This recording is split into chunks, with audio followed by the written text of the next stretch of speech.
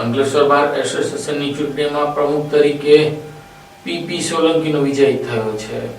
સમગ્ર ગુજરાતમાં આજરોજ બાર એસોસિએશનની ચૂંટણી યોજાઈ રહી છે, ત્યારે અંકલેશ્વર બાર એસોસિએશનની પણ ચૂંટણીનું આયોજન કરવામાં આવ્યું હતું, જેમાં પ્રમુખ પદ માટે વર્તમાન પ્રમુખ પીપી સોલંકી સમીર મકાણી વચ્ચે ચૂંટણી જંગ ખેલાયો હતો। બાર એસોસિએશનમાં 173 મતદારો નોંધાયેલા છે। કોર્ટ બિલ્ડિંગ ખાતે સવારે 9:15 વાગ્યાથી મતદાનની શરૂઆત થઈ હતી, જે બાદ સાંજે 4 કલાકે મતગણતરીની પ્રક્રિયા હાથ ધરાઈ હતી, જેમાં પીપી સોલંકીને 131 મત, જ્યારે સમીર મકાણીને માત્ર 31 મત મળ્યા હતા। આ ચૂંટણીમાં પીપી સોલંકીની જીત થતા તેઓને વકીલોએ વધાવી લીધા, જ્યારે ઉપપ્રમુખ, સેક્રેટરી, ખજાનચી અને જોઈન્ટ સેક્રેટરી બિનહરીફ ચૂંટાઈ આવ્યા હતા। અંકલેશ્વર તાલુકા વકીલ મંડળની પણ ચૂંટણી યોજાઈ હતી, જે બિનહરીફ બની રહી હતી। ચૂંટણી પ્રક્રિયા દરમિયાન પ્રમુખ તરીકે કમલેશ ઝેડ, મોદી ઉપપ્રમુખ એ પોખરિયાલ તથા આઈજી શેખ, સેક્રેટરી MM સુફી, જોઈન્ટ સેક્રેટરી ભીમસિંહ કે ચાવડા, ખજાનચી પરેશ પરમાર, લાઇબ્રેરિયન જસ્મિકાસી ગુજ્જર, કારોબારી અધ્યક્ષ AM દાણી બિનહરીફ ચૂંટાયા હતા, જેમને શુભકામનાઓ પાઠવવામાં આવી હતી।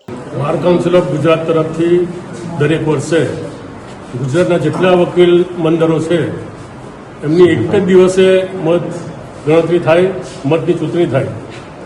એ રીતે અંકલેશ્વરમાં પણ 19/12/2025ના રોજ સન 2026 માટે આજરોજ મતદાન થયું।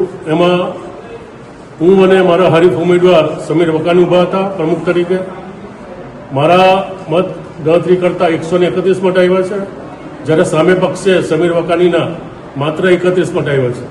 મિસ્ટર સમીર વકાણી છેલ્લા 5 વર્ષથી કારમી હારથી પીડાય છે, તેમ છતાં એમને કંઈક એવો શોખ લાગ્યો છે કે દર વર્ષે કંઈ ને કંઈક પ્રમુખ પદ માટે એમની ઘોષણા જાહેર કરે છે। હું દરેક મારા કમિટી મેમ્બર, મારા તમામ વકીલ મિત્રો, મારા જુનિયર મિત્રોનો ખૂબ ખૂબ આભાર માનું છું કે જેમણે મને જંગી બહુમતીથી આ તબક્કે પ્રમુખ તરીકે મને સિલેક્ટ કર્યા છે। Thank you.